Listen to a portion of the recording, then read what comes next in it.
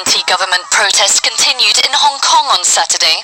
Protesters marched through a shopping mall in Shengshui, close to the border with mainland China. They were calling for Chinese traders to leave the territory. They shouted, "Liberate Hong Kong" and return to the mainland. Police dressed in civilian clothes tackled some of the 100 protesters using pepper spray and batons. Protests first began in June over a proposed extradition law, which has since been withdrawn. The protesters are now demanding for more democracy and the resignation of Carrie Lam, the chief executive of Hong Kong. Some security doors in the shopping centre's shops were partially closed and orange tape was wrapped around some kiosks, but business went ahead as normal despite the protests.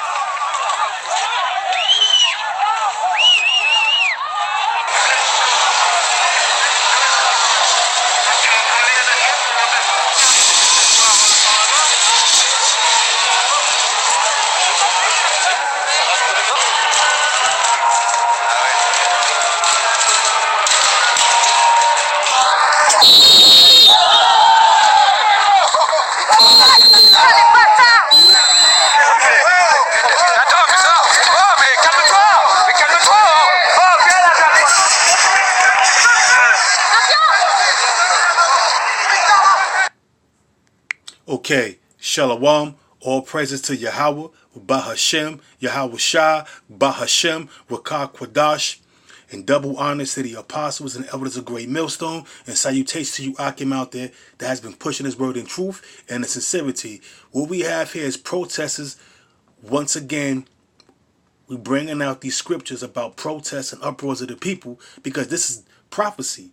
And the reason why the yellow vest protest is still going on to this day in Paris, because of the pension.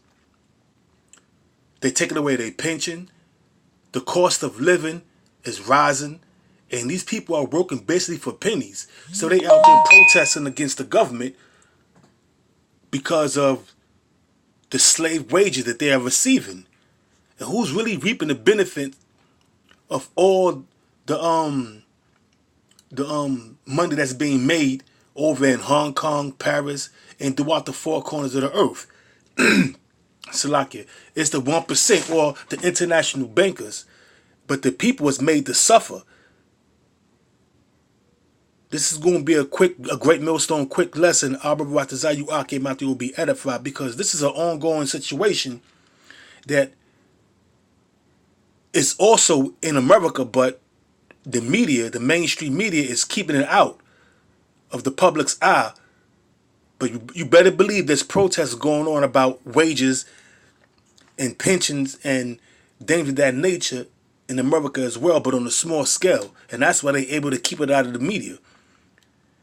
But in 2020, Abba Ratazah, things escalate. So this is the book of Sirach, chapter 31, verse 3. It says, "The rich have great labor in gathering riches together." And that's what the international bankers are doing throughout the four corners of the earth, with their puppet rulers stealing all the resources and leaving the crumbs of the crumbs to the low and needy, to the vast majority of the people, man, to the masses.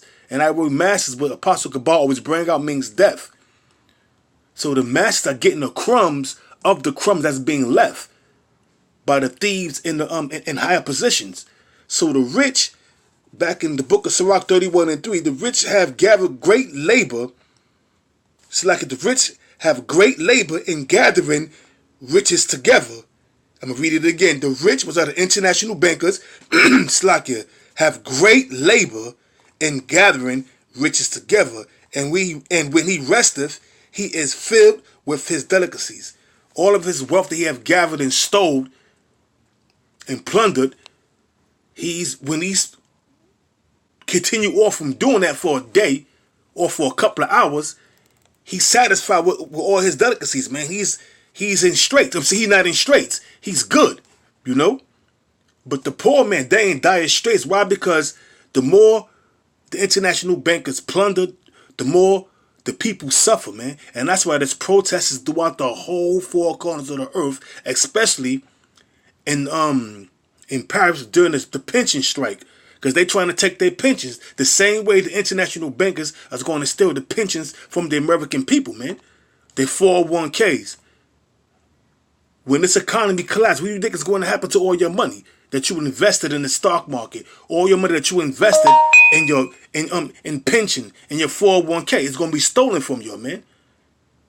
Hence, people going to lose their mind. The same thing that happened in October 29, 1929, during the Great Depression, the stock market crash. A lot of people lost their lives, man. A lot of people lost it, and some killed themselves. People was out there starving, and that's the oppression of what's going on with the international bankers. I'm gonna read it again. The book of Sirach, or Ecclesiasticus chapter 31, verse 3. The rich have great labor in gathering riches together, and that's what they do. When they rape, rob, and steal and plunder these nations and cheat people out of their wages and out of their money, and when he resteth, he is filled with his delicacies. Verse 4. The poor laboreth in his poor state, and when he leaveth off, he is still needy. And that's what's happening, man. And that's why you see these people out there protesting, man, because they are laboring in they poor state, and when they leave off, they still in need, man. When you get your paycheck, it goes from your hand to the bill collector's hand, and that's why people are protesting. Rent is skyrocketing in America, mainly in New York City. Rent is off the charts in New York City, man, and they want more. So who's suffering? The poor. That's why it reads in the book of Sirach, the 31st chapter, the 4th verse, the poor laboreth in his poor state, laboring, busting his ass, whether you get paid 2 weeks, whether you get paid weekly, or shall I say bi-weekly or weekly, you busting your ass. And then when you get paid, hey man, and when he leaveth off, he is still needy.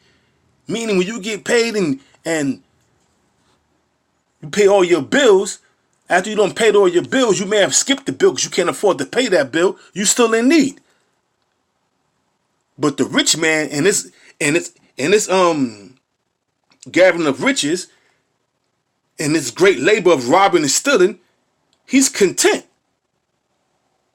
But only for a minute, because you're gonna rob and steal and rape, rob and murder some more the next day. That's the mindset of the international bankers, and that's why you see a lot of protesters going on throughout the four corners of the earth. And that's prophecy, man. Uproars of the people, sedition among men.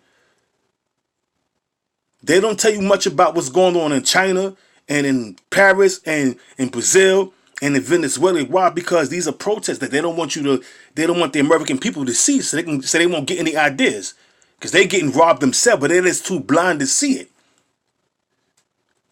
But when the next stock market crash or when the next catastrophe happen, they're going to feel it, man, financially. You got in America a large homeless population because they couldn't afford to pay their bills, man. Then you got the situation with the gentrification. You have a neighborhood that's a bunch of poor people living there, and what they do, they push them all out and build up the nation and build up that community and put so-called prominent Edomites in that position, or prominent Moabites, or whatever the case may be. And that's what you see a lot of protests going on throughout the four corners of the earth, man. And soon it's going to hit home, which is America on a large scale. So with that, this has been a quick lesson. Abba Ratazayu Akim out there was edified, And with that, I'm going to say shalom.